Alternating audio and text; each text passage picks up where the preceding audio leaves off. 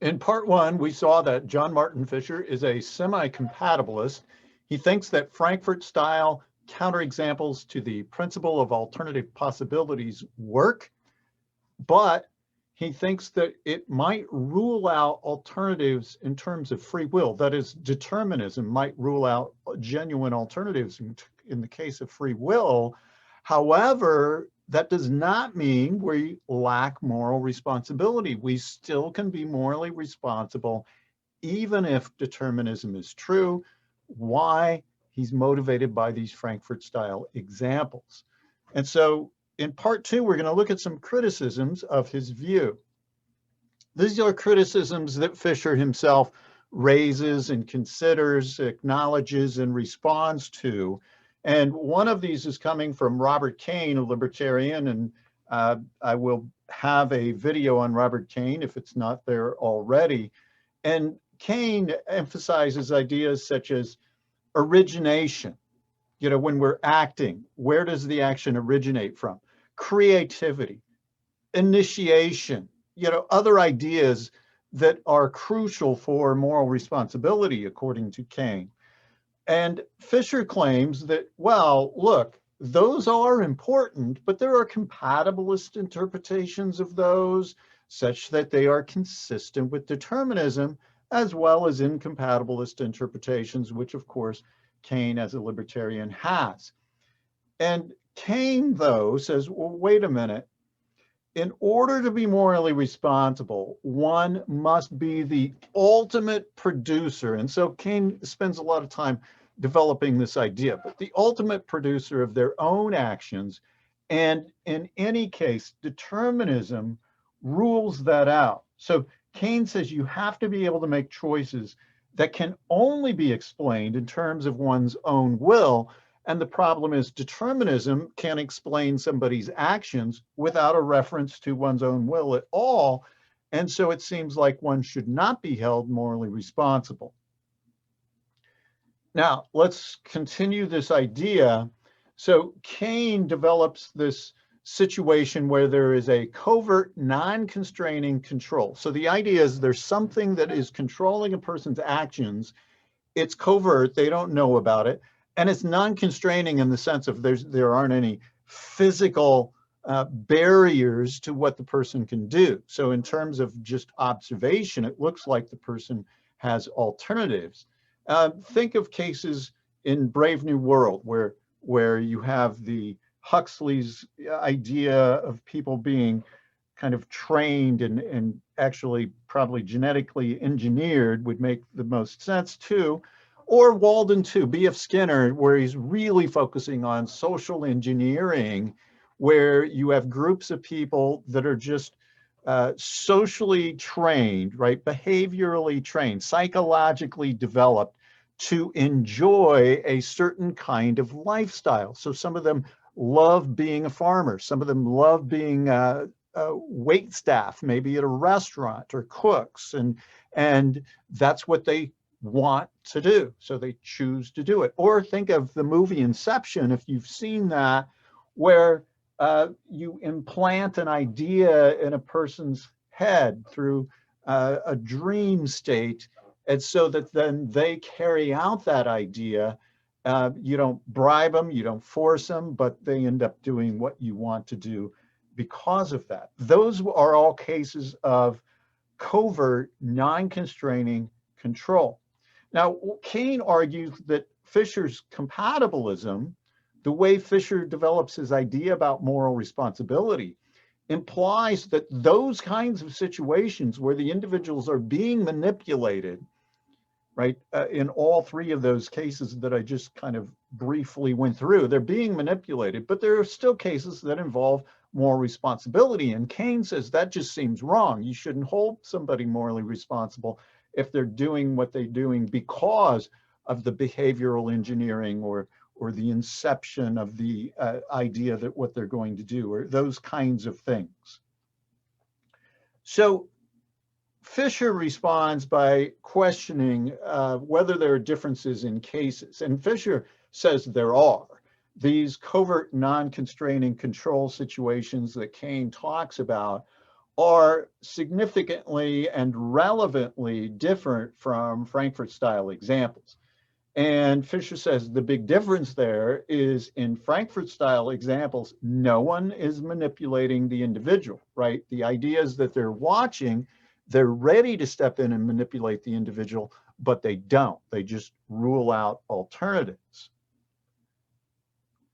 And so you have to look at the history of behavior. The history of behavior is going to be important. And what Fischer does is he maintains that those situations that are not covert, non-constraining control are completely different. In the Frankfurt-style examples, a person has what Fischer calls reasons responsiveness, even though determined. So had circumstances been different, they would have done something else. Rough idea, very roughly, of reasons responsiveness. And the actual sequence of events are what are important in determining someone's moral responsibility. So Fischer's response is, okay, he agrees with Kane. These situations of covert, non-constraining control do rule out moral responsibility, but that's not what's going on when you have Frankfurt-style examples. Okay, from Kane's perspective, right, if you can fully explain somebody's behavior, the actions that they take, by referring to determinism, right, by referring to the past and the laws of nature. Keep in mind, determinism is the idea that given the state of the world in the past and the laws of nature, there's only one physically possible future from that point forward. Fischer agrees with this definition. There's no difference there. But Kane says if that's the case, you can fully explain somebody's behavior by the past and the laws of nature, and then that person is not independent in the sense that's relevant and significant for moral responsibility. Kane's view, of course, is that then determinism takes away this sense of importance of oneself as an individual. So he has a full concept here of what's involved. It's not merely moral responsibility, of course, but it's creativity and originality and all of those things that are relevant for free will and why we value free will. And determinism takes it all away. And Fischer is maintaining that it does not. So why does Fischer resist? Well, Fischer puts it this way. So he asks you, okay, reflect on your own self, right? What if you found out that you were fully determined? How would you respond? Would you conclude that your life suddenly lacks importance or meaning or significance?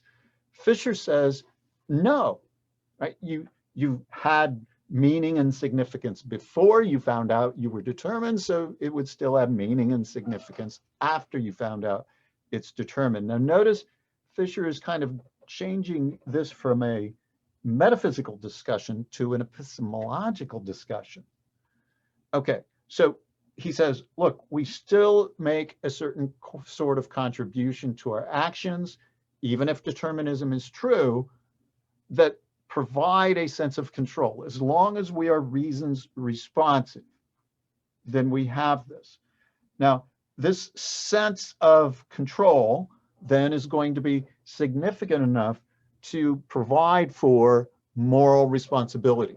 Now, when we say sense of control, yes, it's somewhat of a phenomenal experience that Fischer's talking about, but it's not a phenomenal argument. He's not arguing that because we feel like we're morally responsible, we are morally responsible, so determinism doesn't matter. That's not the way he argues. He develops thoroughly this concept of reasons responsiveness that he says is consistent with determinism, but provides the basis for moral responsibility.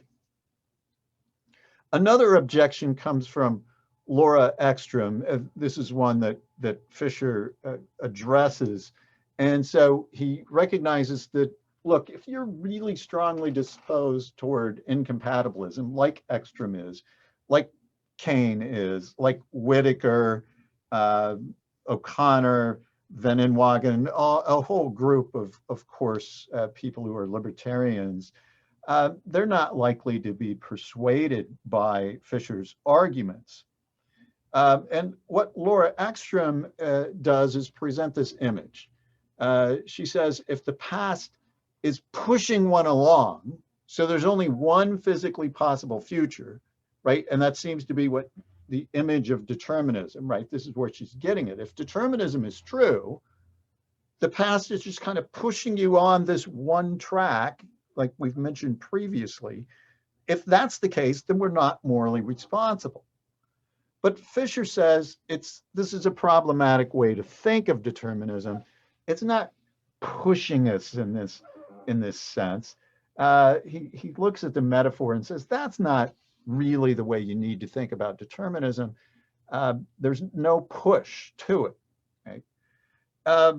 Okay, so Fischer is pretty optimistic that we can be morally responsible, and he's seems to be motivated in his ideas. In fact, he says this. He's motivated by his optimism, and so he wants a view of free will and moral responsibility. Obviously, moral responsibility is the key here. He wants a view of moral responsibility that allows for the possibility that someday scientists proclaim that determinism is true, or the possibility that God exists, but we still don't give up on the idea that we are morally responsible. We don't throw that away just because we find out determinism is true, or just because we find out that God exists.